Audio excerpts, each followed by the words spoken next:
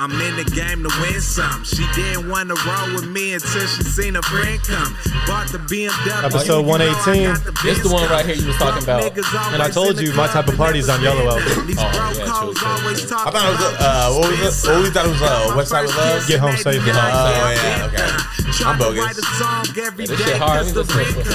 Kids see my car and they think it's 50 Cent coming. Lamar Park, nigga, never running. Hell yeah, y'all already know what time it is. It's your boy, Sam Icky, man. Sitting here with Kirk the King, Nady Jax, the Face Value Podcast.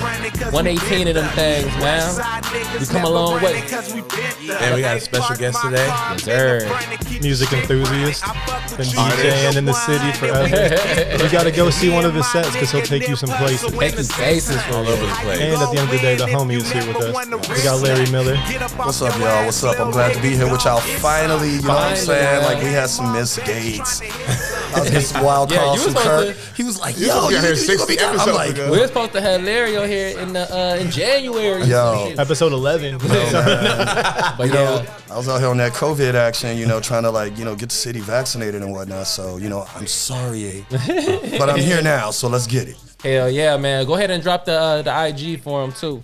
Oh, yeah, you can find me on IG at Lars Natural. So that's LarzNatural. Real simple, real easy. That's how you can find out about all the gigs, everywhere he's DJing. Follow that story. Facts. Hell yeah. Hell yeah. Larry, like, really know how to DJ for real. Because, like, before I even knew Larry, I'd just be like, that one DJ up at Easy be giving it up for real. I mean, that's before Serato, before Control. I was, like, giving it up for real. So, like, yeah, niggas need to tap in, man. Let's take it back in the beginning of the Larry story, man. How did you first start DJing? Okay, so the first time I ever like DJ'd in front of somebody, I was in like 3rd grade. Now, my dad was a DJ growing up. So my dad was like a buck wild dude, like in the mid 70s. You know, my dad was like partying with like Rick James, Roy Ayers type, you know, like sniffing glue at Parliament concerts. Like he was a real live wild dude. Like my favorite picture of my dad is like I'm standing next to him in front of church. He's got on a white suit. And he's got on a shirt that's buttoned down, all the way down, but the shirt is blue sky with clouds on it, right? So it's like white suit, flared, wide collar shirt, sky blue, clouds, and I'm just standing next to him. But so I always grew up with music in the house, right? And a little bit of everything. It'd be like 10cc, Rolling Stones, all that on one side, and it's like all your typical black, you know, R&B, soul, funk, and jazz music. So then that's a whole nother thing. Then my mom's gospel records. And then like all the weird stuff my dad would buy, you know? So like, you know, it'd be anything from like Blue Oyster Cult, Kraftwerk, Can. I had all this access to all this music growing up. And, you know, because of that, you know, like I was kind of a dorky kid. I'd sit in the house and just like listen to music, you know, like all day. My dad was gone. I just put a record on, listen to it, bug out to it, draw to it, you know, how to sound off on Robotech and just like listening to like a Donald Byrd record. Facts. Like that was me as a kid. So as I got older, you know, my dad would be like, yo, this is how you flip a record. This is how you clean a record. You know what I mean? This is what the mixer does. So I didn't really have a super interest in DJing, but I knew all the parts and I was definitely into the music. But as I got older, like hip hop came around. So when hip hop came around and started coming in my life, like very early on, because technically I'm the same age as hip hop. I'm like 47, right? I don't look it, thank God for that. You know, like a song would come on, I'd be like, Dad, what's this sample? Like, what is this beat? And he'd be like, oh, that's this, that, and the other. I think I got that in the other room. So that just started me looking. So like early on, I was like crate digging, looking for records, finding different stuff. And I still wasn't DJing yet. I had a lot of friends that DJ, so like they would come over to my crib and like go through my dad's records and we pick stuff out with it, you know, and make beats and do all of that. So like, then I started rapping, but I was always around DJs and producers. So like, I'm watching them DJ, I'm watching them kill it. I'm listening to their transitions, all that. And I'm just taking it in. I didn't really start DJing like per se to like get paper until like 2004. And prior to that, like I would just DJ with my boy Craig Elliott. We used to do this spot on Wednesdays called Liquid Kitty that used to be on Chicago and Franklin. and we would just come in and play like soul records, funk records, R&B, all vinyl. We'd be train wrecking and shit, but it was all jams that, you know, you learn from your parents. So like we packed a room and we would kill it. But one of my favorite DJs ever, Sean Dervis, took me under his wing. Great dude. He's still out here. He's the OG hustler, man. Like, you know, we used to have a group together. You know, we did like hip hop, jazz stuff. You know, played in the Giorgio Armani store, all this stuff. We used to wild out. But he came to my crib one day. I was DJing, and he was like, "Bro," he was like, "Yo, man, your taste in music is impeccable.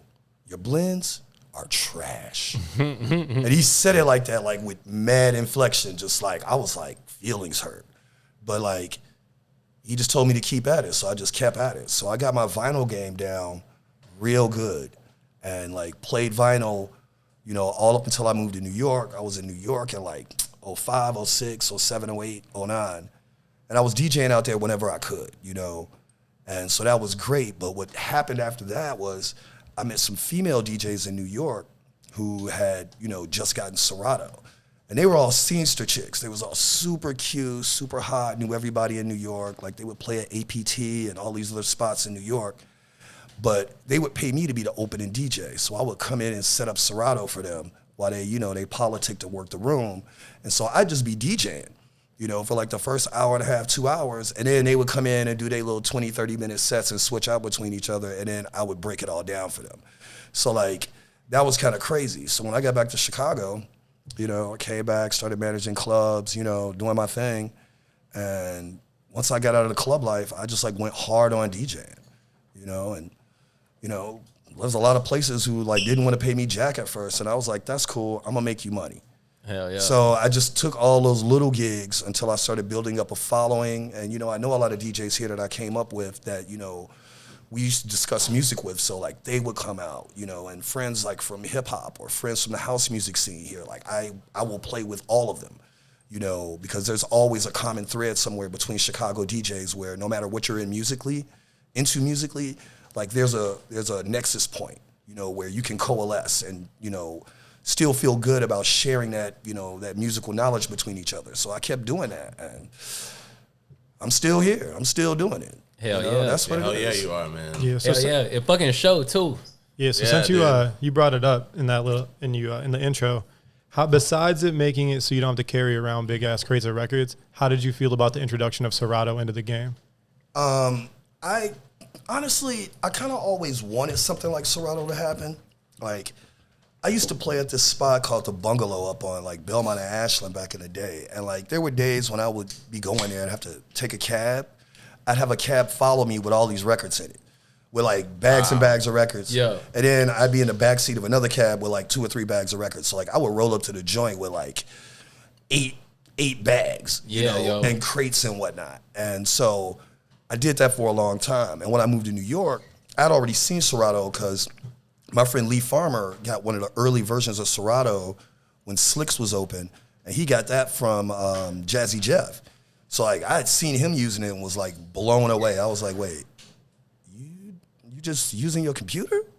Like, what? Like, you didn't even change the record. He was like, yeah, all the stuff's in the computer. Check this out, blah, blah, blah. So I was like, yo, okay, that's ill.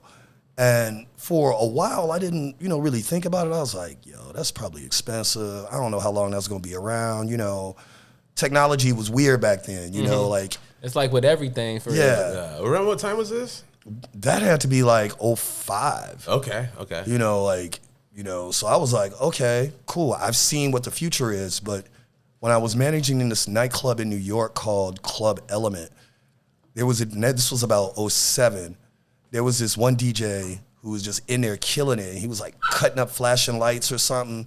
And I was like, how is he cutting it like that and doing everything? And I went over to the booth and he was running Serato. And I was like, yeah, I need that in my life. Yeah, the way you could program like all the pads and shit on Serato made it so easy. Where you could like, you know that Kanye song that everyone, I thought about this back in Chicago, and they you could just do that with a button. Yeah. You could just have it in the button and cut it back, cut it back, cut it back. Where when if you're doing that on a vinyl record, it's way different. Yeah. Well, yeah, and it's like, you know, for a lot of people, you know, who do tricks with vinyl, you know, like that's like martial arts skills. You know what I'm saying? Yeah. And like I've always been more of like a selector and a DJ that blends. Like one of the things I really like to do is like it's about the transition from one song to the next.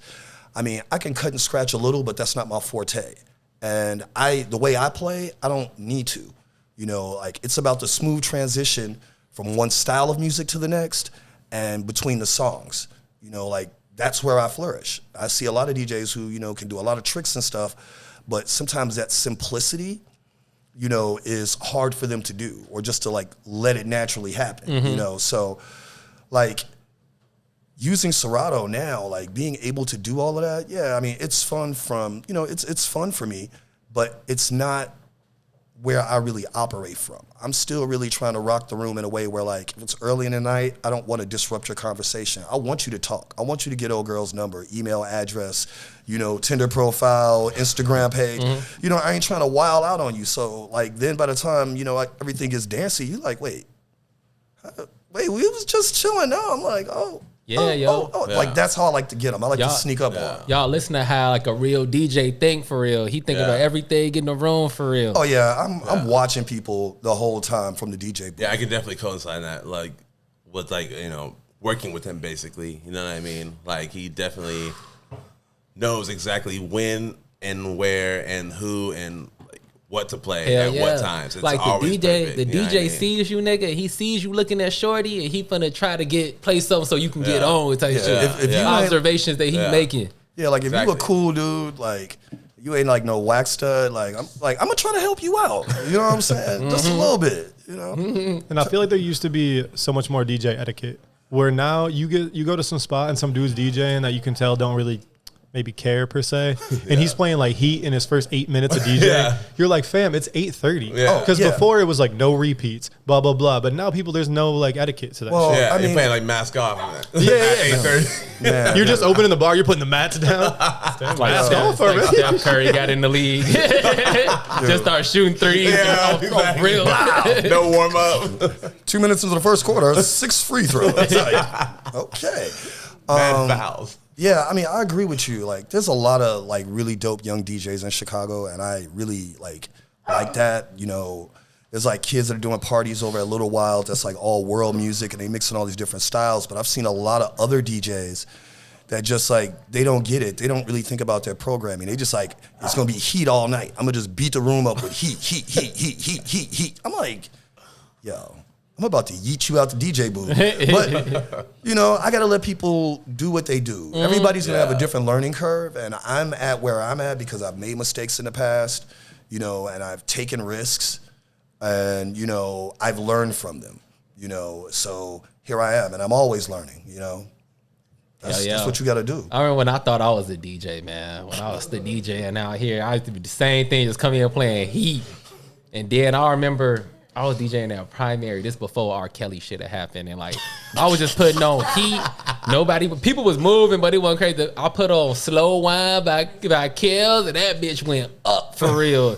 And that's what I was like. You just can't come in just playing all the Heat. You gotta really see what people deserve for real. I thought I was a DJ for a second. I would just like heat it out, heat it out for 4 hours. People would just be tired and be like, I'm dying. And that's the thing too. And my blends would be whack. It was terrible. You got to understand, even if you do want to take that approach, what's heat for the room. A good DJ knows how to read the room. Because your heat ain't everybody's heat. You know, you got to understand the crowd you're playing to. You take your fucking who wants smoke shit to the wrong room, and they're like, they be like, nah, bro, we don't do that over here. Like, you got a Nita or something? Exactly.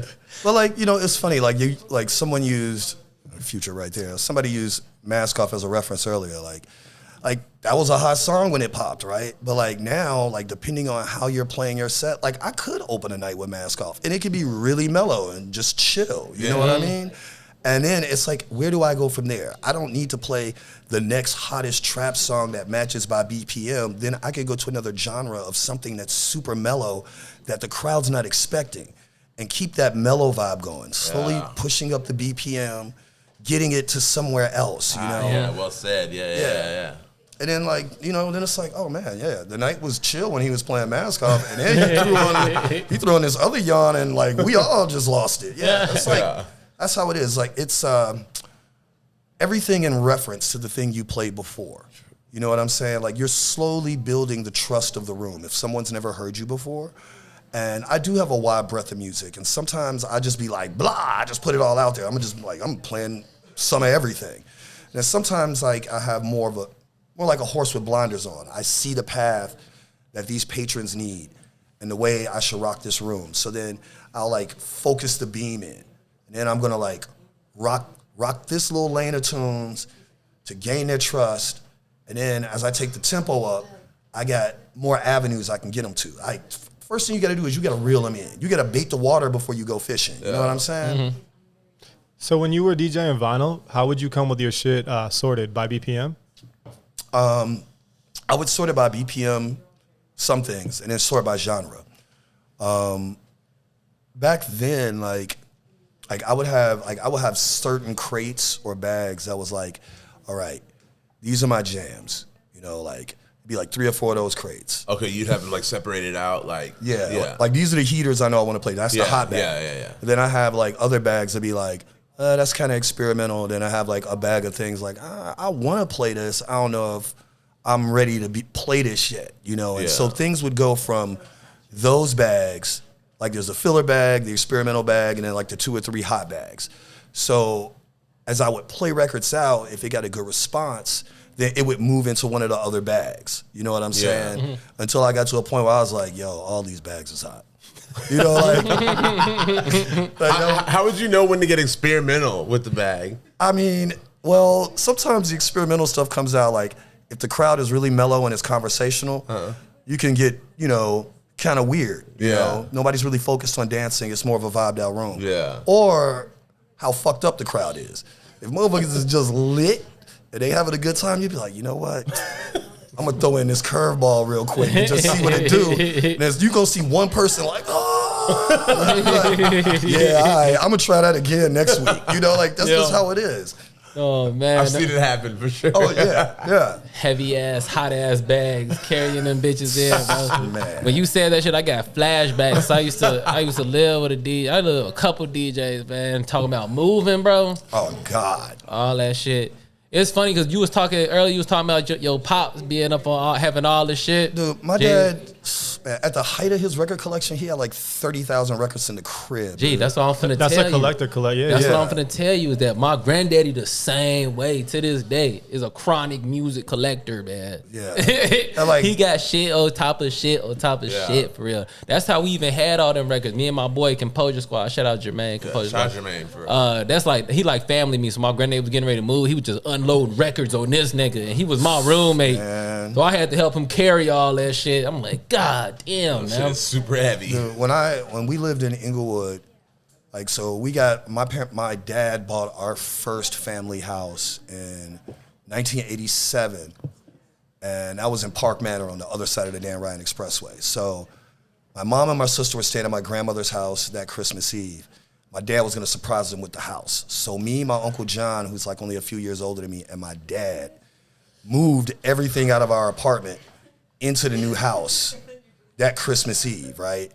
And like that was the year like Christmas in Hollis came out, like Run DMC, like it was like this crazy ass Christmas. I was like 13, but like moving the furniture and the rugs and the clothes, all that was easy. It was the motherfucking records, dude. Gene. Like it was a fuck ton of records in the apartment, and we were on the 2nd floor. But then when we got down to the basement, it was more records. It was just like records on records. So like we made like 5 runs on records. By the time we finished moving, it was like 1 a.m. like Christmas morning. You know, but we was in the crib with the bootleg cable hooked up.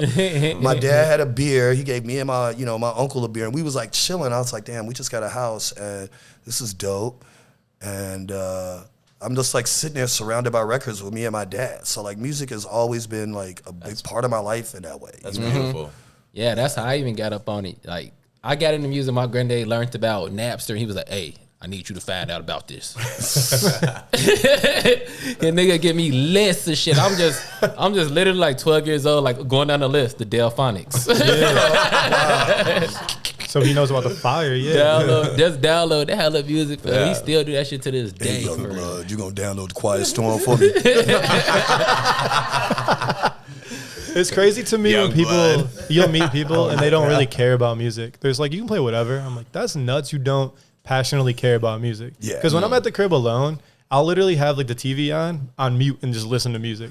I don't really fuck with like shows and shit. People like, you see this show? I'm like, nah. I mean, there's shows I fuck with, but most of the shows I fuck with either have a great score, because like I really like music, how it like helps to enhance the mood or the storytelling. So shows that like do that, I'm like, yeah. Oh damn, they played that song right now? Like, okay, like yeah, I'm with that.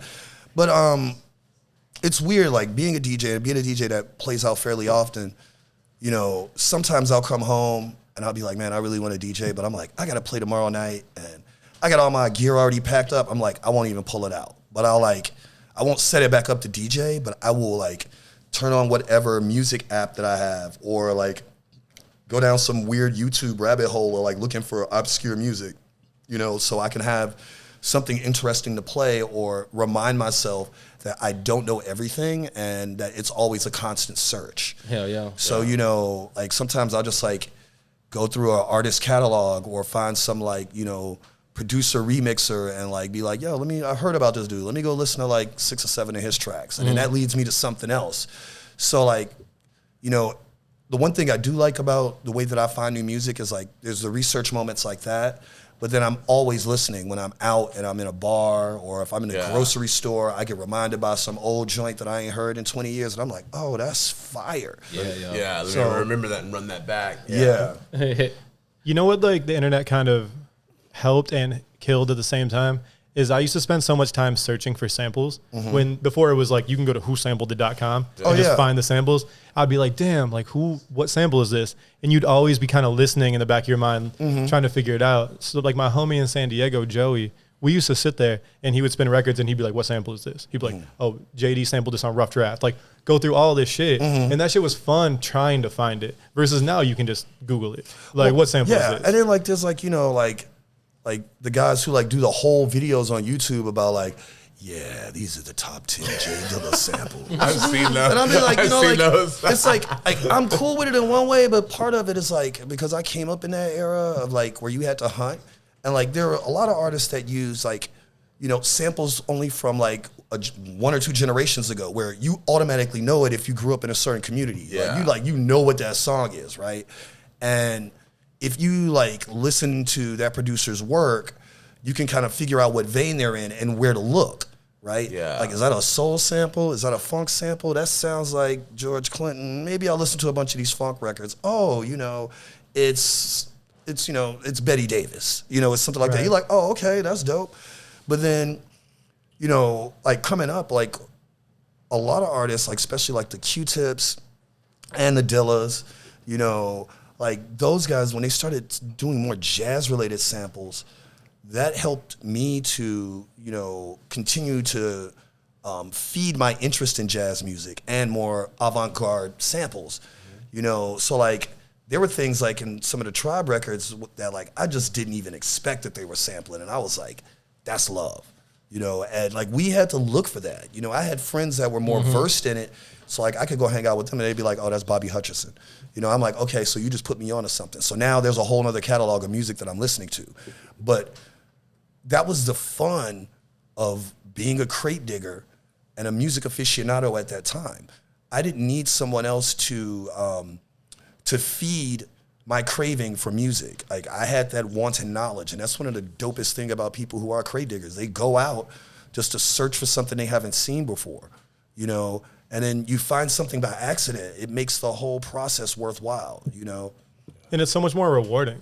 Oh, because you didn't just like go, oh, cool, now I know what that is. Right. You know what I mean? And back in the day, what I learned a long time ago just from like watching documentaries about producers like Dilla and shit, is there was so many studio musicians back then, they would look on the back of the records for certain people playing certain instruments. Yeah. And they'd be like, oh, this is probably fire because he's playing horns. Yeah. He's playing bass. So I'm going to grab it even though they had no idea what the record was. They were looking for certain people playing certain instruments. Knowing like, oh, I'm going to get a loop off this or something. Yeah, and you can also do that by like engineer and like the arranger or who's the person who wrote the song, you know? And then like, once you get big enough, you can do something like, you know, what Dre did with a lot of his early music. He just was like, yo, I'm just going to hire dope-ass session musicians. I'm going to tell you, I'm going to play the sample for you, and then you're going to play it, and I'm going to tweak it.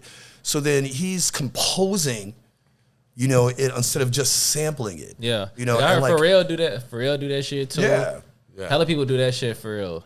And it might make it sound like purist, but it's just like, it's not like a purist or like an elitist thing. It was just a time that we were a part of, that we are like involved in and like care about. You know what I mean? Yeah. And I feel like all four of us are like still open to like everything new. You know what I mean? Like I have records, I have cassettes that I don't fucking listen to because I have Apple Music. Exactly. Right.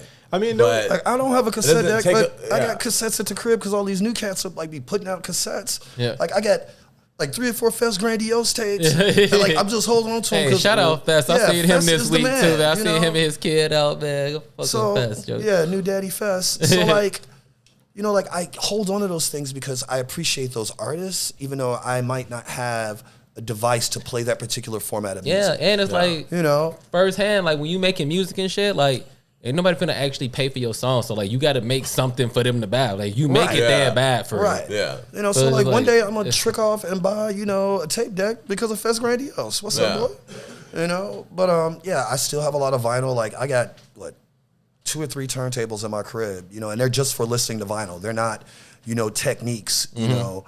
So like, and I still have a nice. I have the creme de la creme of my former record collection. When I lived in New York, I lost 8,000 records. I don't want to talk about that. It's traumatic. But I got like 400 or 500 records at the crib. And then, you know, I have days when I'm cleaning the house or whatever where I'm just like, I'm going to listen to this vinyl because it's comforting. It's comforting. It's really nice just to be like, let a whole side of a record play through and then like flip it over. You know, it's like a nice pause. Yeah, yo. You know, and so I appreciate those moments. And then that's also like a great time to like repack the bowl or light a joint or I feel you know, you, get bro, another 'cause, beer or like- step outside and, you know, watch the squirrels get stupid on my porch. You know? Honestly, because like I rap and shit, so I be trying to like get on the playlist and shit, but like I don't even know which playlists are popping because I don't listen to playlists for real. I'll put a record on for real and listen to the whole thing for real. Yeah, I mean, honestly, I'll tell you this. When people will be like, yo, I want you to check out my playlist, the old man in me, that they don't realize that I am because I moisturize every day, like, they be like bringing up playlists. I'll be like, yeah, I'm not going to listen to that, bro.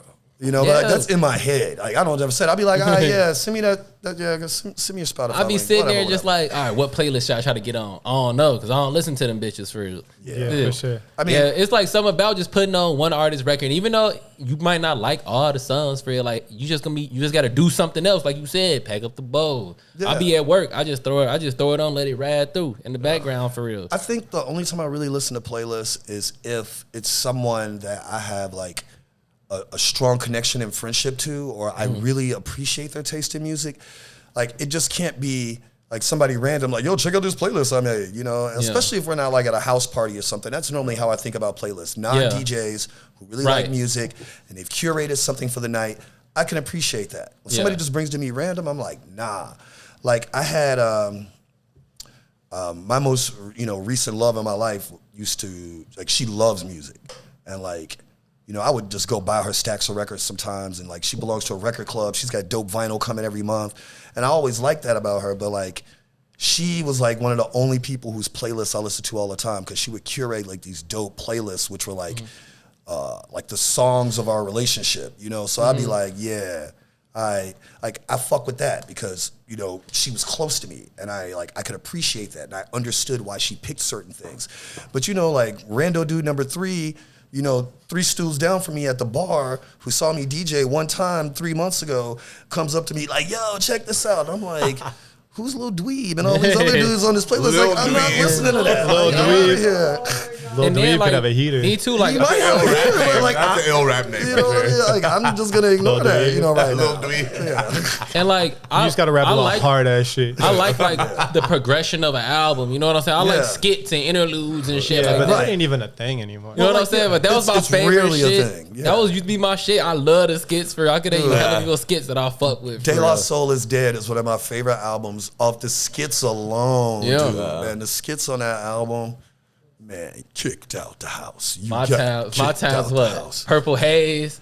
The Purple Haze Oh, skits are hilarious. Cameron? Yeah. Yeah. Did you ever hear him talk about that? Nah. So all those like phone calls and shit were real phone calls. I bet they That would. They makes sense. sound real. He was like, yeah, Shorty never cared or whatever. I guess she fell on hard times and hit him with a lawsuit, being like, I need bread for those phone calls. He was like, you didn't give a fuck when Yo, that shit was out. remember the She horny said, skit? she said, where are you at? She was like, go to my photo shoot. On so-and-so street. Don't worry about what street. I remember on Chronic 2001, there was like that horny skit where they were like boning and shit. Oh, yeah. This skit. And my mom's friend bought it for me, and it just came on. She took the fucking CD out Yeah. the CD player, and I remember. made me take it That's back. another skit. Oh. 20,000 sack pyramid? Oh, Wait, yeah, what'd that you was on say? Chronic. Yeah. Cool.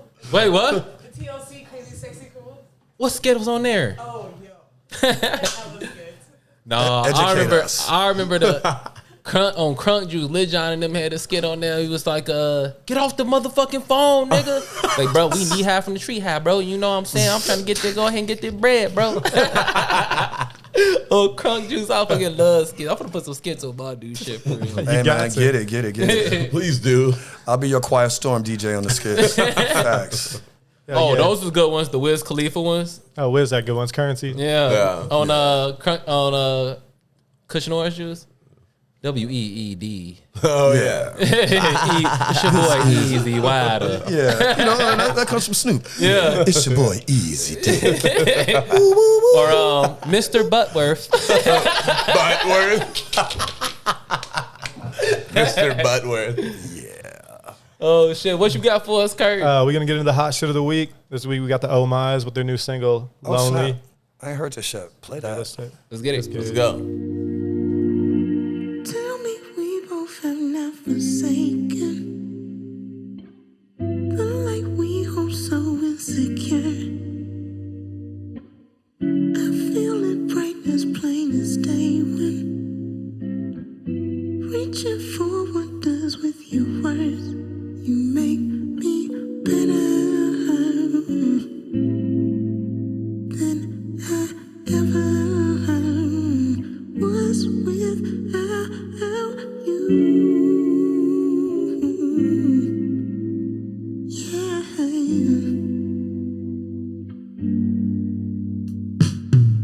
Secrets that I keep to myself. Promise I was lost till you came in. Lonely as a book on the shelf. Waiting for the silence to open.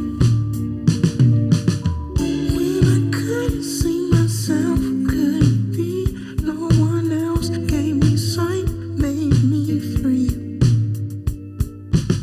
Said this world couldn't change us or rearrange all the light that you bring. Secrets that I keep to myself. Promise I was lost till you came in. Lonely as a book on the shelf. Waiting for the silence to open.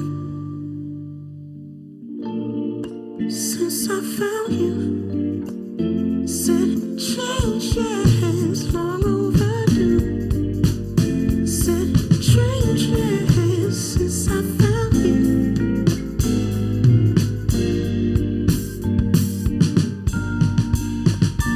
You make me better than I ever was without you. Ooh, baby. You make me better than I ever was without you,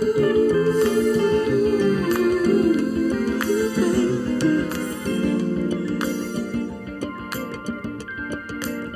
You make me better, so much better.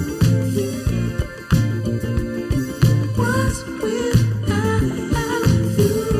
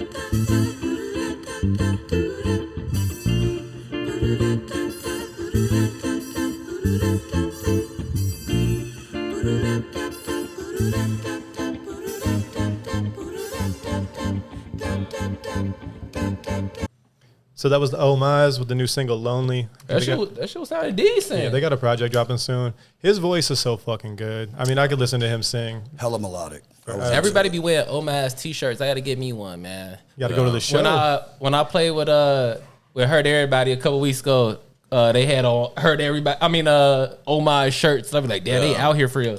Oh yeah, they got fans. I feel like it's every time I see like a Chicago local, like one of the bigger Chicago locals, they wear an Omize shirt, like rappers. I mean, as a Chicago group, they've done a lot and they've made a lot of really good music. I mean, they've been around for a minute. Dude, 10 years probably? Yeah. At least a 10 piece. How old are they? They're in their 30s probably. Yeah.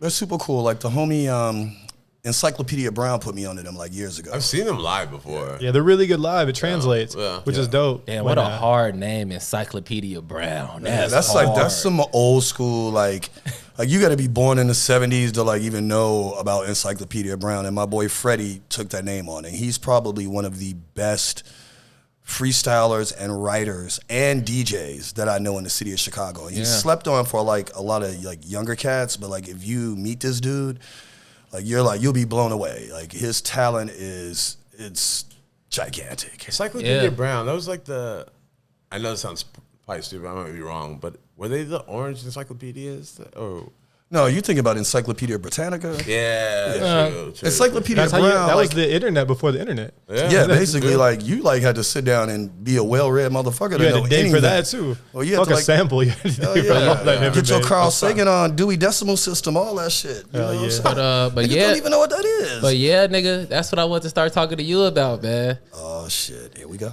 Being a top freestyler outside of Easy.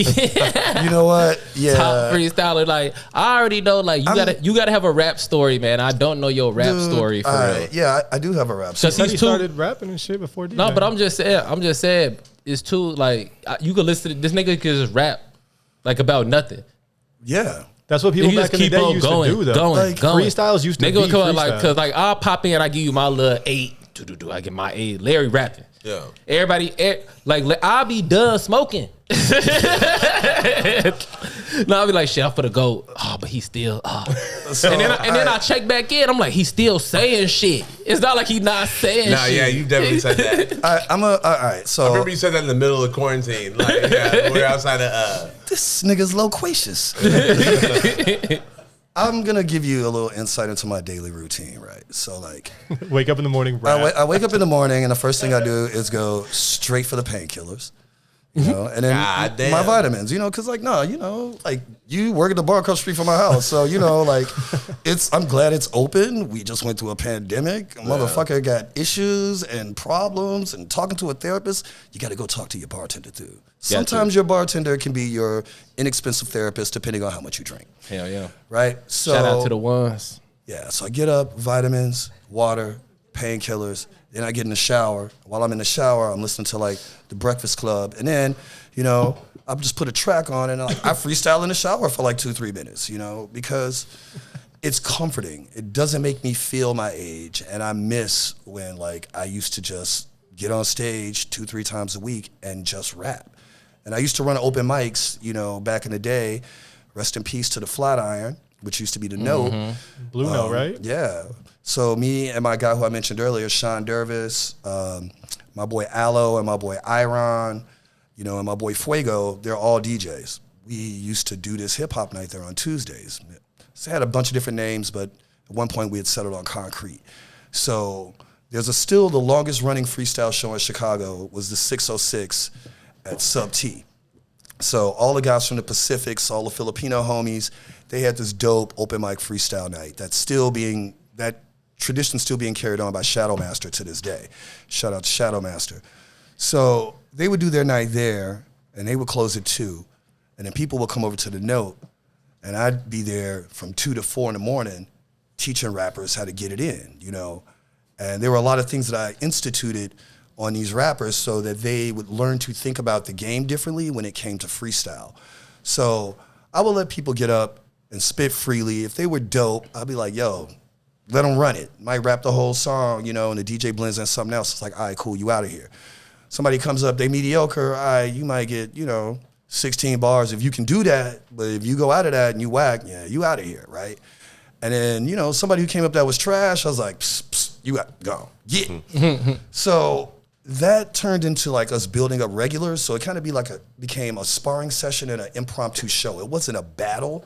It was just like, if you can rap for real, right? If you can carry a room and gain the audience attention without insulting someone, then you on some shit. It's like a That's showcase. real talent, right? So, and you could come test your chops. It was like the Apollo without, you know, Sandman, you know? Or Kiki Shepard. Yeah, none of that, you know? Touching the wheel like Kiki Shepard. Yeah, none of that. So, like, what we also used to do is the final rounds of the night, I would, like, rap for 16 bars. The rappers would line up. I'd rap for 16 bars. I'd be like, next rapper, rap for 16. If they couldn't do 16, then you was out the rotation, right? Next rapper comes, can't do 16, out the rotation. Next rapper comes, does 16, boom, cool. Stand next to me. And we would do that, cycle through, right? Whoever's left, then we would go 8 bars. Rappers had a problem counting down bars.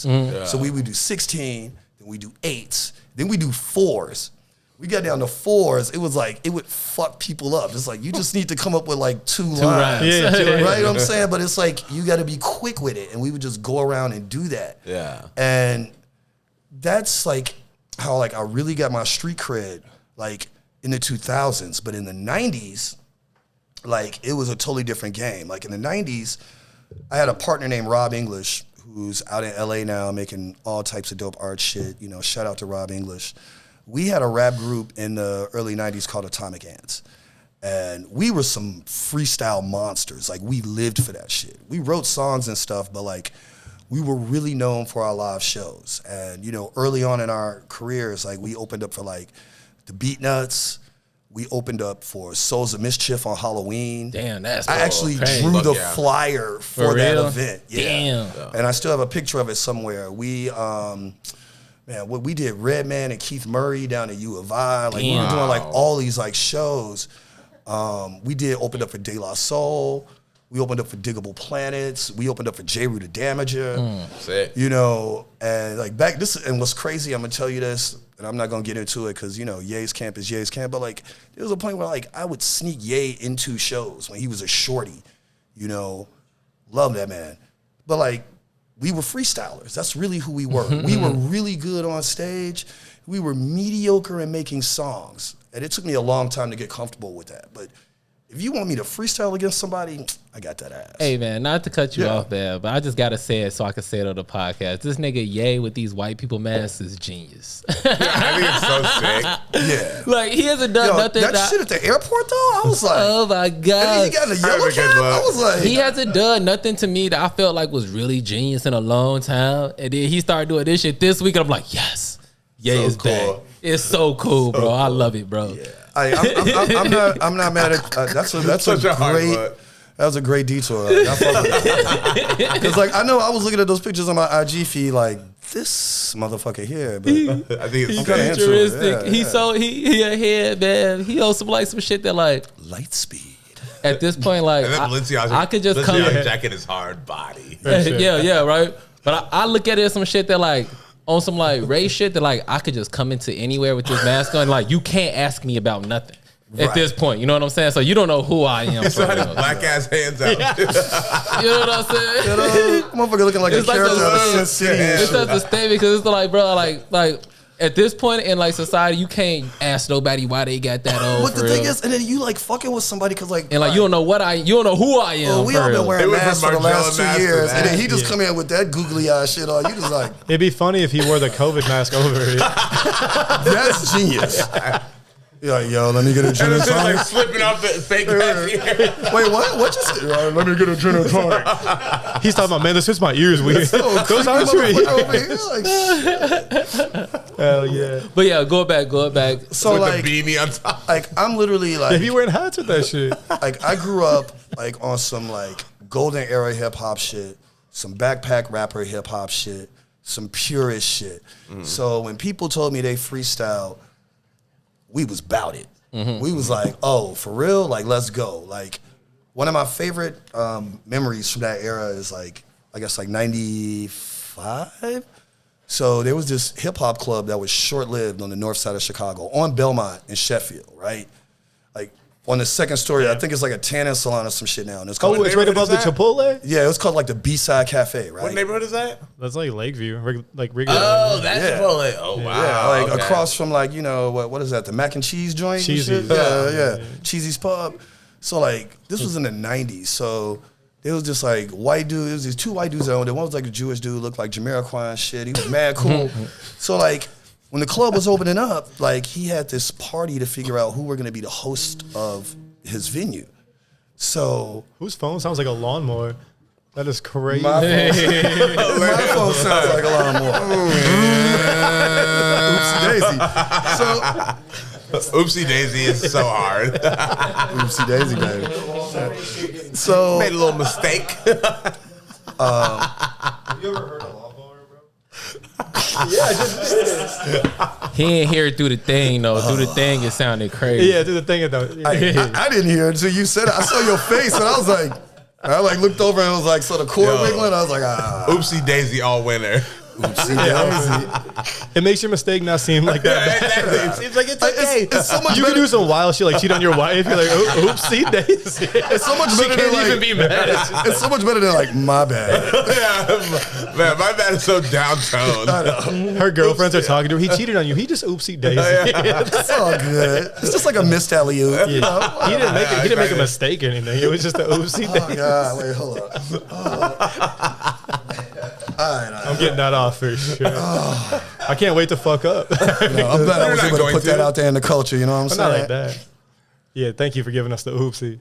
Right, that shit was. You're quite lost for a welcome. I said minute. that right here, right now. But yeah, we was talking about you opening up for the legends, man. All right, He's all so frustrated. like I said, these two white dudes, they open this club, B-Side Cafe. It's like 95, 96.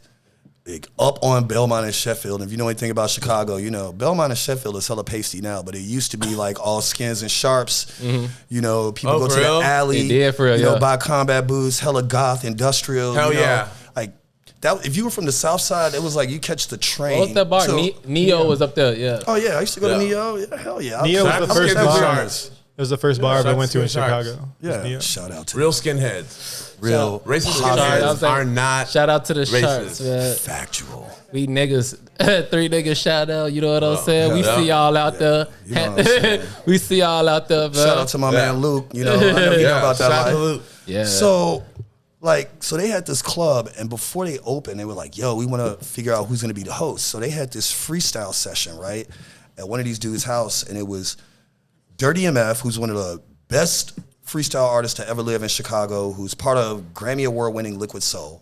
So there's Dirty. Yep. There's myself, Rob English.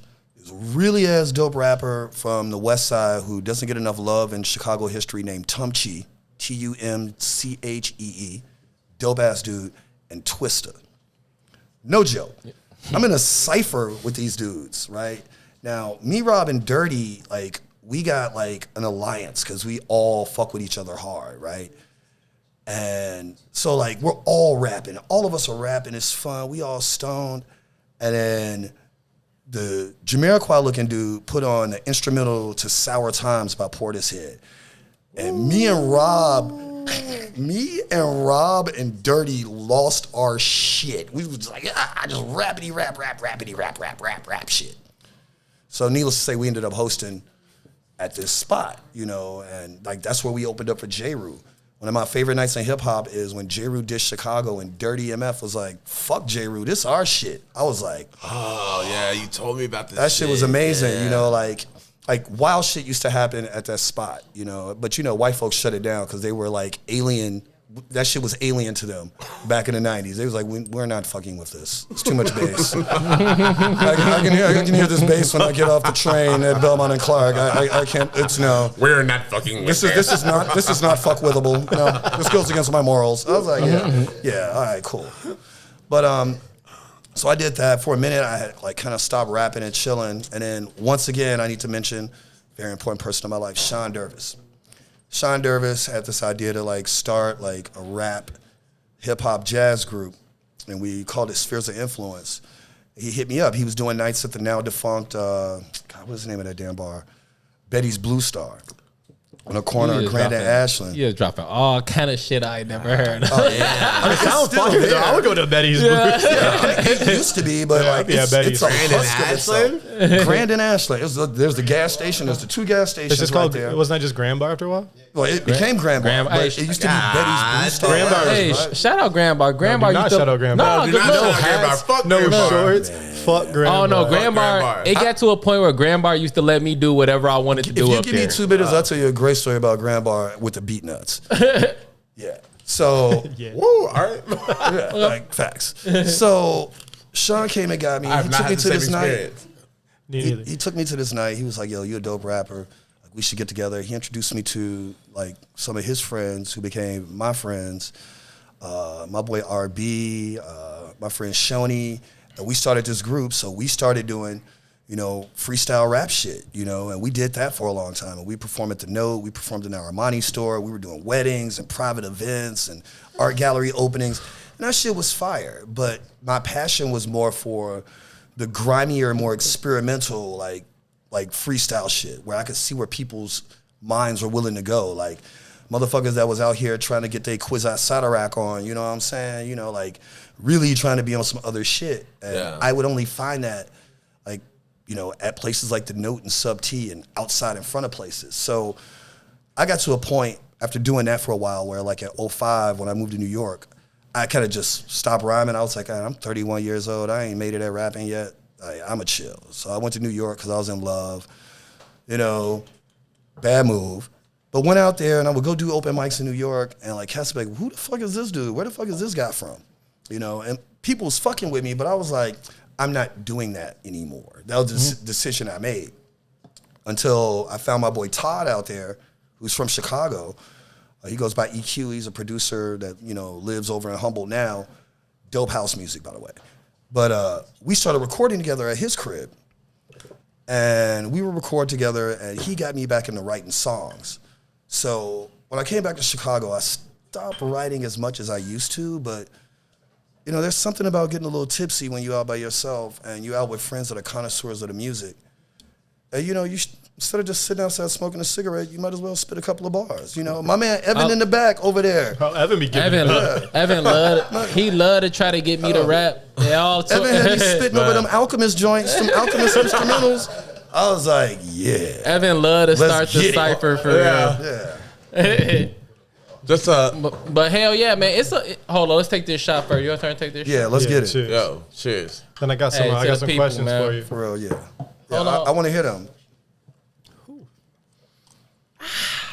All right, I just drank my Lord on camera. my nigga. Hold on. You go first. You go first. Facts. Well, I got a little thing to. So if you got like a question, No, just like random shit, like bro, like people be like forgetting like the art of freestyle, like that had to be like when you look at like the trinity of hip hop, like what started shit, it was like niggas rapping off top, niggas dancing, niggas DJing. You know what I'm saying? Well, niggas was writing in the beginning, but they was writing off certain templates. You know what I'm saying? And then there were other rappers who would come along and like they would take that template because they had it memorized. I was and about then to they say, would memorize freak that shit. template. And then you'd be like, oh shit. but there was still way more freestyling and freestyling. Now, Yes. if you look at what Black Thought just did versus like when Meek goes to flex, Bananas, it's yeah. two different things. or if you look at like the Like, they- freshman class Black or Thought anything. freestyle that? He freestyle, dude. You can't rhyme for 15 minutes and have that all written. But it's just Like, memorized yeah. though. Like Yeah. you can't. It's just memorized. No, it's just like locked in your brain. It's just like Yeah. anything. You spend 10,000 hours doing it, and then you hone that craft. It's Exactly. like Black dude, Thought is a master. He's a yeah, fucking he master. could teach a True, master true. class in rapping. Yeah, like, yeah. But like even look at like Black Thought versus freestyler versus Young Thug. Young Thug do the same shit for real. He's made all of these sounds before. Yeah, but like, look, put it like this: a rapper freshman class. When I watched that shit, and I'm glad they did that on Dave. Like you watch like these freshman class rappers, they be like, "Oh yeah, freestyle." They be like, in it. Like what the Yeah. fuck is that? Like, dude. Nah, bro. Yeah.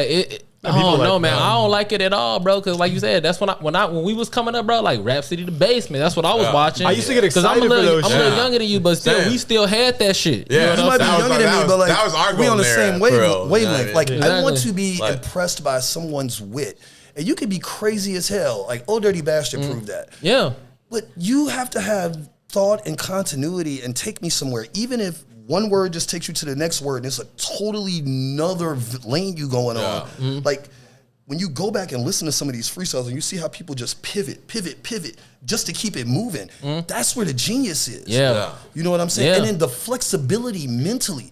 Like nowadays, I feel like you see somebody say freestyle, they just like, I'm gonna just make some noises for like 2 minutes and then that's hot. Nah. And then you see like an old head, like the shit Common did, like just a couple of On months ago, Leakers. when his album came out on Leakers. Leakers, I was like, bruh. Yeah, Because that was the thing. Like before, when you do think your that was press before run, freestyle?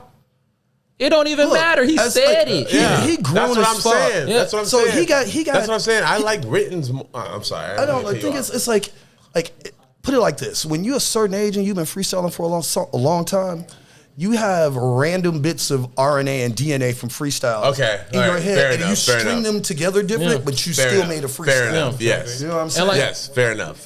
Another thing is that like nowadays, like when you do your press run, you gonna spit a freestyle. You know what I'm exactly. saying? Right. Exactly. But That's like, what I appreciate. Yeah, You know what I exactly. mean? And like, I even appreciate when niggas don't be making no sense for it, but they still keep on going. It gets to that Yeah. point that niggas don't even keep on going no more for real. Yeah, motherfuckers are like, they have like no like pride. They just be like, Because like, like, look, what was that So look, rando breath, son? It's like, I appreciate when people are on a press run and they might be like on the way to Hot 97 and writing like the Exactly. rap. yeah, just And right. 'Cause, memorize like, them while they're writing them in their phone and then spit that shit. And like, it's fucking ill. the you know point what we I at mean? right now, niggas don't even rap their own songs at the show.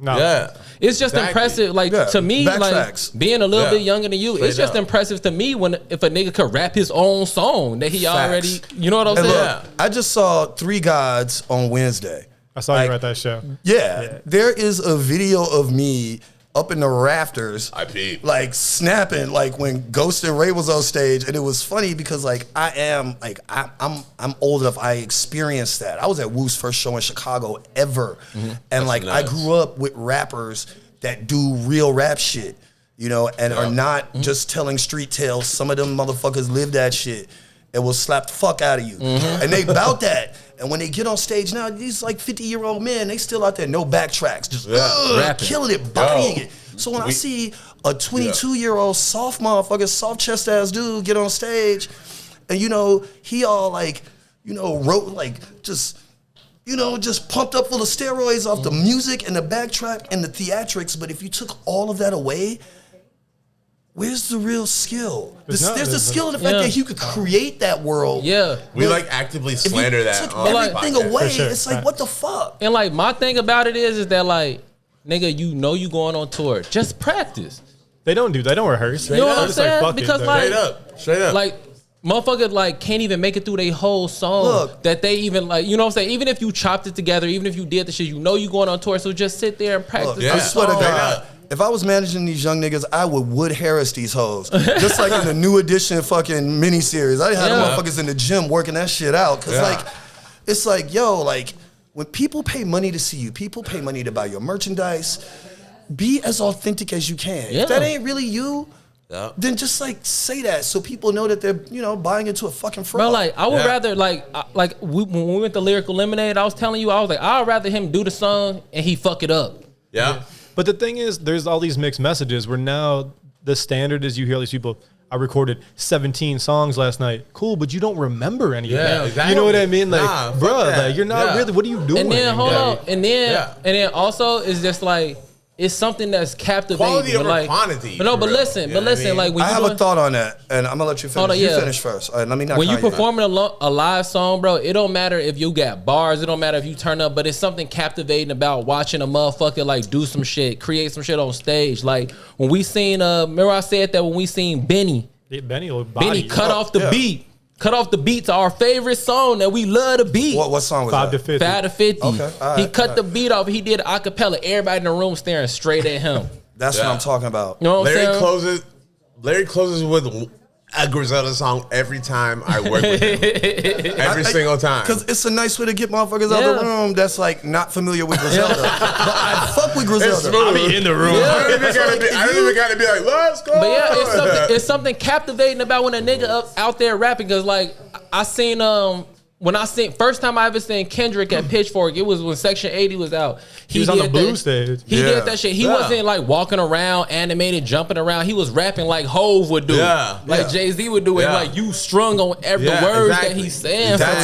That's the art form. Yeah. And like when that was like my Infinity Gauntlet, one of the stones of my Infinity Gauntlet of skills, I was gonna work that fucking stone as hard as I could. You know, and I'm way removed from that, but that's still part of me. So when like y'all see me like on a very comfortable, chill night, we're hanging out in the neighborhood, and like I can be vulnerable with you guys because I consider you friends and comrades, and I'm a little tipsy, yeah, I'll fuck around and freestyle. I don't have any fear of fucking up. Yeah. Because for me, it's channeling back to a point in my life like 20 years ago where I did that shit on the daily and I wore that shit like armor and I'd be on stage battling motherfuckers. I had a night, this shit crazy.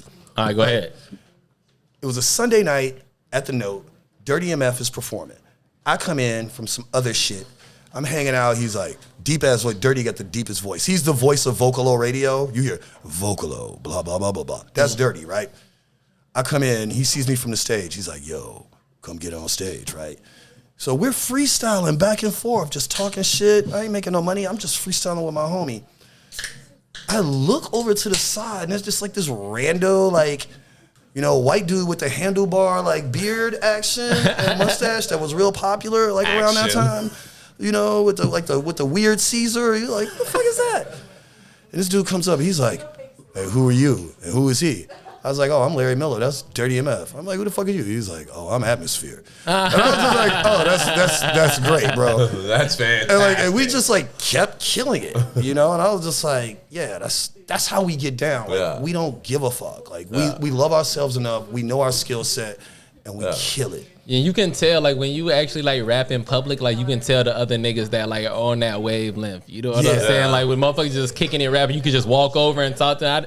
I done met hella niggas off of that shit. Same. Look, Jedis recognize Jedis. You know what I'm saying? I had met another random story. I had met the drummer from Crystal Castles on that shit. I forget that dude's name. Niggas was rapping. I walked over there. It's Chris I believe. Chris Castles song. Chris Crystal. Shout out to Alice Glass. It's hella niggas. It's hella niggas I didn't met Theopolis London on some shit. Like that's how I met that nigga for real. I met Theopolis London at Lollapalooza 2013. He just like popped up in like the Samsung booth I was running. Just tall, black, and well dressed and shit. Man, like, cool. It's something special about that Cypher Circle. What was all that? You got some talk shit too. You gotta give your own self props. That's on video. Self props. You on video now. Self props. But yeah, it's so special when you see that group of niggas freestyling and you feel welcome. You know what I'm saying? Yeah, and like knowing that it's kind of starting to feel like a lost art. You know. Like some Jedi shit. Yeah. Like when I do it and I do it around you, it's because I respect you and I fuck with you. I rarely do it just to shit in somebody's mouth because I'm not mean like that. You know? So like when somebody like my homie Evan calls me out, he's like, yo, check this beat. We gonna like listen to this Alchemist shit. Not fuck with Alchemist. I'm like, yeah, I ain't never heard this. Let's go. Yeah. And it's fun and it's a way to like keep my mind active, you know, and practice something. Yeah. Cause like if I don't stay sharp, if I don't do that shit with y'all niggas, like I go to freestyle and I'll be like, I don't know what I'm gonna say. Yeah. You gotta stay sharp for real. Yeah. And just like fluid. I guess the word is like fluid, cause like when you just like know that you could, when you just start talking, like the best shit I ever said, I ain't know I was even about to say it. Facts. For real. And I've had a million moments like that. Yeah. A million, like when I'm in the bag, like that, it'll just come for real. Bro. And it's also you can't be scared to fuck up for real. If you fuck up, just go right back in. But if you fuck up, you like, oh, I know I'm about to stutter here. Yeah. But then you got to be willing to come back. Exactly. Sometimes you gotta come a mistake can be a way to make something really grandiose. You know, you could take a mistake and flip it. You fuck it up. You like, and then play it off. You know. Yeah, I'm the same type of nigga. Bailey right here. Bailey didn't know. Me and Bailey been kicking it for almost 10 years now. Shit, I just walk up to Bailey. We outside smoking. Hey, look, check this. Bailey be like, bro, stop rapping in my real ear. Quick. I feel like if Bailey like wrote a freestyle, it'd be all about pocket knives. That's hilarious. But man, this has been a fucking. Wait, no, Kurt here one more thing. I got some Kurt shit. here one more thing. Yeah, what's up, Kurt? Before we get out of here, we've we've only ran this with one person, but I feel like I want to run it with you. So I'm gonna hit you with some names, people, groups, and I want you to give just a little blurb about how you feel about these individuals or groups. All right, let me be on my best behavior. Shit. You only got 2 passes. Okay. You don't have to be in a pass. No, I'm just saying. I'm just like, whatever. All right, let's start with Ninth Wonder. Ninth Wonder is a fucking god. He's a professor, teacher, and he's made some of my favorite soulful hip hop music ever. Isn't he actually a professor now? Yes. He teaches Yeah, a hip hop that's class fast. at like Yeah. NYU or something. Yo, you didn't see that video with him and Bob James when he was like going through his samples with Bob James? Watch that shit. Yeah, I definitely need to watch shit's that. dope. What if he was his student? That'd go hard. You was his favorite student. What if you That'd be sat him in amazing. the class and he just like fuck with you? Was like, hey, stay after class, man. I He'd wanna be show like, you yo, something." man. I'd be like, yo, where Fontigolo at? That'd be the first He'd be like, thing I hey, you ask. want to go to this event? That's You'll be funny. walking out. He'd be like, hey, come here. Hey, there's an event going on. Yeah, You you want need to come some up there extra with me? credit. You and Ninth are pulling up. All right, let's go to Detroit. Black Milk. All right, I'll tell you this. I fuck with Black Milk, but I haven't listened to as much Black Milk as you think I would. I know that I like him. It's already good. We there. But like I can't speak on his music because I've been listening to so much other shit. No disrespect, Black Milk. Yeah, his drums are crazy. Let's take it to Texas. The way he programs drums. Let's take it to Texas. DJ Screw. Yeah, that shit's a whole lifestyle, dude. One thing I love about his legacy is that what he did was revolutionary, and there are people that still do it. Like I will hear chopped and screw remixes of Anita Baker songs to this day, like just crazy left shit, and I'm like, yeah. Like I heard a Willow Smith. She got a new song that just came out that I downloaded, which is Fat. She got songs. But then it's Yeah, she has I found a chopped and screw version. I was like, damn, I fuck with that though. That was the best way to say it. That's a lifestyle. We need one of them niggas in our clique, man. Nate, you got to start chopping, screwing songs, man. I need somebody to I'm put from out a song Dallas, and you not just Houston. What else He you got? hates Houston. This next one taps into your DJ bag. The beat junkies. I fuck with them hard. Rhapmatic Babu. Fuck. Yeah. Look, Babu, his Melvin albums that he just put out, 1 and 2. If y'all don't know about Melvin, it's all your mama's favorite songs from the 70s and 80s, but he made house versions of them, right? And I be throwing them shits in my set all the time because them shits is fire. He's got like 30 tracks between these 2 albums. Then we talking about like J-Rock as well. J-Rock used to play Darkroom all the time. And that Dude, fire. J-Rock played Sportsman's, bro, and we smoked a blunt in the patio, me, him, and Dave Mata, and then he was just here for Soul Yeah, I was Summit, saying, he was 2 just- weeks he was just ago. here recently. Him and We Wolf, was up him there. and Wolf was here, and We I'm was like, up there. I went there just to say it was a Oh month yeah, you ago. wasn't up there. We was up there. It was a month ago because I had to do Continental like I do tonight. Oh yeah, fact. And I went over there just to see them, see Dave Mata, see Chris. I was like in and out, like boom, out the door. It was sick. But they're my people. Let's take it west. DJ Quick. DJ Quick is classic. DJ Quick came out when I was in high school. He showed me that it was all right to get your motherfucking freak on and speak your mind and be an asshole in the smoothest way ever. Super smooth. But that is tonight- very true. His sampling of Clear, Intimate Connections for Tonight gave me the utmost respect for him because that song is amazing by itself. Facts. Yeah. All right, we'll go northwest. Jake One. That's not like really my cup of tea. Like honestly, like with all the things I check for, there's a lot of peripheral shit that I might respect, but I can't speak on something that I haven't listened to in abundance. Okay. Yeah. So he rapped down a lot of Jake One beats, and you already mentioned him. Fonte. Did you say Jake One? It One. sounded like you said Jake Quan. Jake One. Okay, all right. Jake One from the Pacific One. Northwest. Oh Still my right back. God. All right. Yeah. So Jake One is Shot one. the freeway. Right. So That's why I was Jake like, all right. One. I was like Jake Quan. I was like, Oh, Jake Quan's getting tipsy? Yeah, I know. That's what I thought for. I was like, all right, Jaquan, I'll fuck with Jaquan Hood House. Terry's like, wait, I got some shit. Enunciation is a motherfucker. It's very important. Jake right? One. Jake One, that bald Caucasian man is awesome. As one half of the group that he has with Meyer Hawthorne, Yeah. that shit. Tuxedo? Tuxedo. That first Tuxedo album, like I'm gonna put it like this: me, John Simmons, Shazam Bangles, a couple of the DJs in Chicago. Shout out That to Shazam. summer that shit came out, we was all rotating that album. It was like all like brand new funk. It was fun. It was the more street version of Bruno Mars Uptown Funk shit, but with Meyer Hawthorne's vocals, but Jake One making these perfectly curated beats. Wow, and then fact. his his White Van Music album. That White Van shit went crazy. Fuck, Went that shit crazy. is so that fucking shit with bad. Little Brother on it. Oh yeah, was dude. dope. And then the Yeah. like, I I have gotta the listen to that. instrumentals of that when I'm DJing, dude. That shit is fire. I fuck with you, Jaquan. I'm sorry I called you Jaquan. And if you're tipsy right now, just give me a pass. Thank you. The new improved hood hop. Yeah. So now we'll move on to, like I said, he rapped on the beats. Fonte. Dude, all right. So Nate knows this because I did this for Nate last Saturday. I opened up. He had on a Mark Morrison shirt. This is two Vintage. Saturdays you've done it for me. So yeah, You had the it's two, Return of the 'cause Mac It's happened too. So he had on a Mark Morrison Return of the Mac white T-shirt. I know where he got that from. Don't I'm put on his the secrets internet, out too. there. But don't put his secrets out there. I told you. Put him on blast. So he comes in with that, and I had just played that at a wedding the day before. So I walked in and I saw it. I was like, I know what I'm opening the night with. So I opened it with Zoe and Fontigolo's version of Return of the Mac, which is like slowed down piano jam, and it's fucking amazing. Yep. They're like, "Da-na-na-na-na-na, oh my God. Oh my God! Shit is amazing, right? So I fuck with him. I fuck with his little brother shit. But his most recent solo album, where he's being very honest about his age in hip hop, Yeah. and how things look different to him and what relationships are, hit me really hard because I need to hear grown man hip hop. Everything can't be swag, dick hanging strong, drunk in the club, shooting niggas. I'm too old for that. Yeah, Fonte's actually, he spent a lot of time in my top 5. I think he's one of the most He's up gifted there, too. rappers. Because he's a real motherfucker, but he's not trying to sell you a character. He's himself. Yeah, And when his you- verse on From Whom the Bell Tolls with Blue and him. Yeah, Blue is a beast too. Yeah. Yeah. Even his One Too Many with K Tronada. Like, I love that Oh shit. yeah. You put me onto that. Yeah. All right, we got 2 more left. Okay. So we're gonna do Pete Rock. Pete Rock is the god. I've met Pete Rock on several occasions. He's a huge sports fanatic. We have sat and talked shit. I've met him and CL Smooth. I've been a fan of Pete Rock since I was like 15, 16 years old.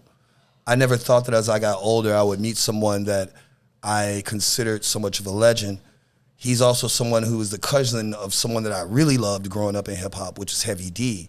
And I have family from Mount Vernon, New York, that I used to live in Mount Vernon before I started going to Pratt in Brooklyn when I first moved to New York. So there's like this weird string in my memory of how I'm attached to him, but like his selection of samples, him being, of Jamaican descent and knowing that hip hop really got started with a Jamaican, from a Jamaican, like it's like he's at the forefront to me. And then the level of consistency he's had in producing beautiful historical hip hop music is unparalleled. And he's chill as fuck. Like he's just himself all the time. I just want him to get the COVID shot, so he sticks around. Yeah, That's my only problem. real. All right, It'd be too generic for me to ask you about Dilla, so I want to ask you about house shoes. House Shoes is the realest nigga on Instagram. That's what I'm gonna say. Besides his taste in music and his production, one thing I love about House Shoes right now, because it's something that I've been dealing with right now, is he is representing himself online as who he is, his ideas. He don't take no shit. He's super cool, and he's honest. And like he don't let none of the clout or fame get to him. He knows who he is. And when people come with him on bullshit, he don't take that. And I love that about him, Yeah, that's a real dude. That's a real Detroit motherfucker right Yeah, there. straight up, man. I've seen him murder a 45 set at a live one before. Kurt, Oh, can we go out? Can we lead a podcast with Heavy D? I just sent you the song. You send me a track? Yeah. But look, you got one more, right? No, that's it. Oh, I got one. I'm gonna say something. I got one though. What? Oh, yeah. Did I you? got an artist for you. Who? How do you feel about as a rapper, Lupe Fiasco? Lupe Fiasco is one of Chicago's finest. That's also another real motherfucker. Like, for real, truth. And I want to say something else. I keep trying to tell these niggas, man. Yeah, he's slept on, but he's creative as hell. And like, you want to talk about somebody that can freestyle or writes like they're freestyling, is fucking Lupe. That's why I keep trying That to dude's a tell genius. these niggas, man. These And niggas, they he's- not from And he's a straight up Ronin. y'all not from Hey, that Chicago. so dude y'all really don't know does Lupe. martial arts, and he's really from the West Side. He ain't no punk. Yeah. But one more thing I want to say is that right now, this is the day where real Chicago heads that really love hip hop, they know that this is the birthday of Timbuktu, Oh, the youngest in God. charge who I met God. when he was very, very young. And, you know, I watched this dude sneak into clubs and body clubs. I watched this dude become one of the best DJs ever in Chicago. Empire Liquor. Yeah, that's when I was a kid in college. We used to go to that we used to sneak him in the back door at the Shrine. I did all types of events with this dude, and because of his proximity to hip hop and the people that he knew, like I literally like watched this young man become an elder statesman and the most respected DJs of this generation. You know, like he was loved, he was smart, but he was one of the calmest, coolest, collective, constantly thinking mind DJs I ever knew. Even when he was on Serato after, you know, his vinyl thing, I would watch him close his eyes and listen to the music just to get the blend right. He didn't rely on reading the screen or seeing the wave. He was a purist in his craft. And then I watched dudes like Jay Illa, you know, move that movement forward and treat the music right. You know, Boy Genius is another one. These are people that came from the school of Timbuktu. And Timbuktu was the man. Like, this dude would drop, and he would, like, drop Nirvana or drop the White Stripes in the middle of a hip-hop set. You know, it was crazy. I love that man. So I remember hearing that nigga. Props. I remember hearing that nigga on the radio when I was a kid, and then going and then be like, "Oh, the same nigga is DJing in this room at this bar. We in that bitch." When I first moved down here, that was my favorite shit to go to, bro. yeah, and I was shouts out like, to Twilight damn. Tone too. Because if I it wish I wasn't for could have Tone, experienced that. I wouldn't have met you know Timbuk.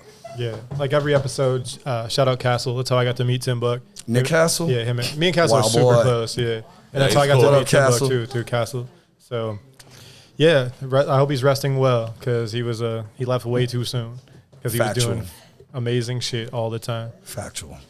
But yeah, man, thank you so much for coming through. This is so Hell fun yeah, to kick it Larry, with you man. already know what it is. Dude, you guys are like amazing hosts. Like, I just want to come over and eat some Jets pizza with y'all. Like, just like put my feet up, you see us know, watch a all Bill, the you know, fucking watch time, a baby. Bulls game or something. Yeah, but we on the bottle. Them Bulls, bro. Them Bulls look nice. They look nice. They playing. I think they playing Denver tonight. Look, don't speak too won- soon. Let's just keep it cool. My boy Terry was trying to get me to watch the Bulls game. I was like, I got a podcast to do, bro. Yo, face value. Episode 118. Bum, bum, bum, bum. Let that shit go. Let that shit go. Let me hear that shit. Ain't play.